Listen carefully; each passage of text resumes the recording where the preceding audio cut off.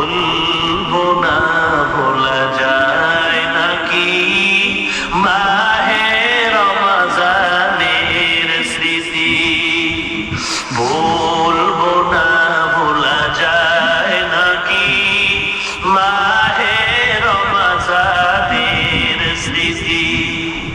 এ মাসে কত ফজিলত জানো কি মুসলিম জাতি,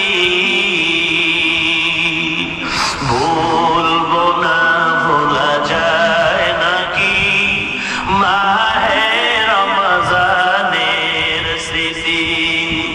আল্লাহর সেই